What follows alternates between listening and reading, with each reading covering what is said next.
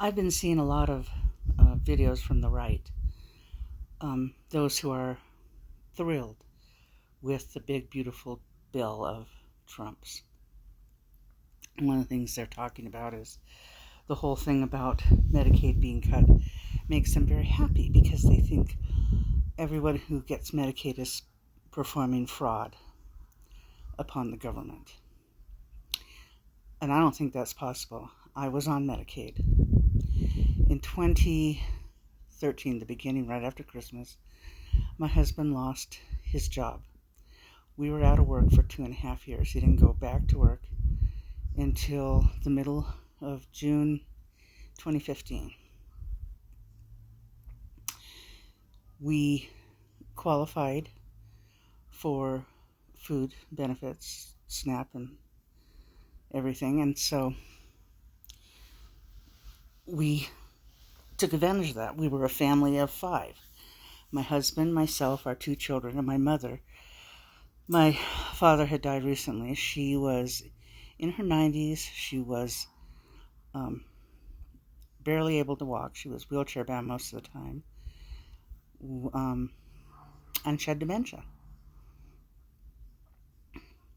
So we needed those food benefits because we had no money.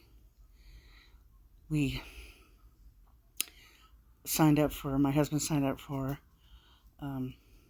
unemployment. We got unemployment. And at that point in time, we were getting $250 a week. When they found out we were getting $250 a week for a family of 5, they took away our SNAP benefits because we made too much money. We didn't qualify for food assistance anymore. That was not something we did. We didn't fool the government. It just happened. They found out that we were getting...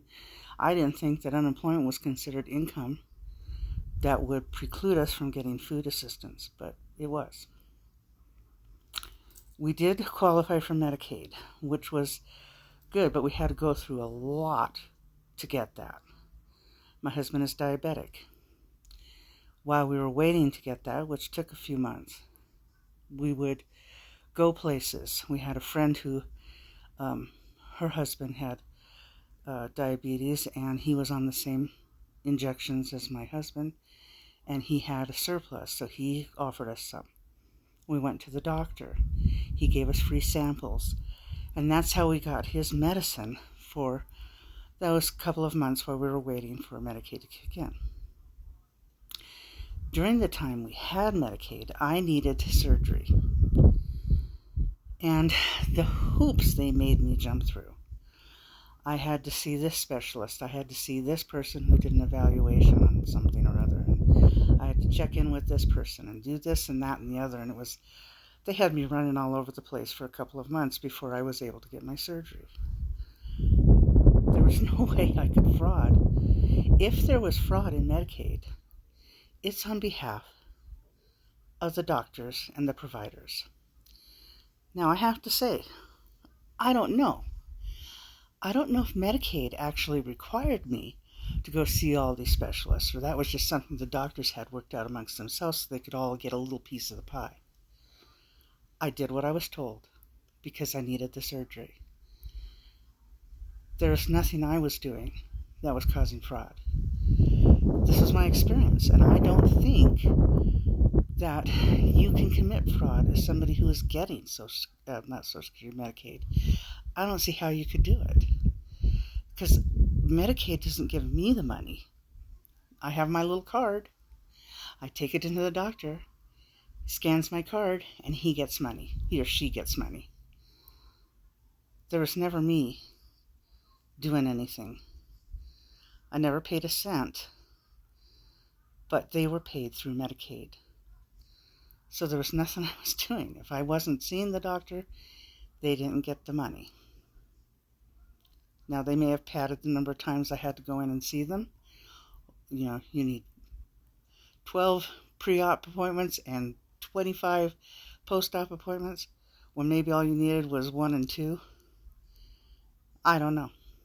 All I know is that I did what I was told because I needed the surgery. So before you start condemning people for committing fraud on something they really have no control over. Stop and find out how something works. You're literally taking health care away from people who need it, who absolutely need it. The government requires that you have health care. If you don't have a job, and it wasn't like we were not looking for those couple of years. We were all looking. My kids were looking. It was a dry period. Now, I hear things like Kellyanne Conway, well, if you need health care, just go get a job. Not everybody can. Not everybody can go get a job. If you're in your 90s, you're wheelchair bound, you have dementia, what are you supposed to do?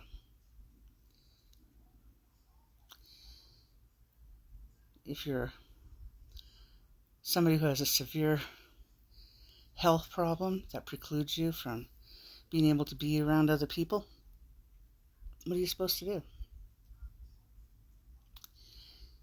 Tell me how you're supposed to get a job when you cannot work. And what about these little children? Little kids, they're not getting food from the school lunch program anymore. They don't have medical insurance anymore. Where are they supposed to go? Where are they supposed to go? Well, maybe this is why people like Sarah and Huckabee are making child labor laws okay again, so those kids can just go get to work and get their own insurance. Maybe so, huh? This is a really fucked up country.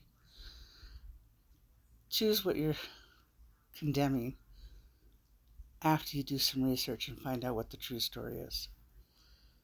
Don't just start hurling accusations when you don't know what you're talking about.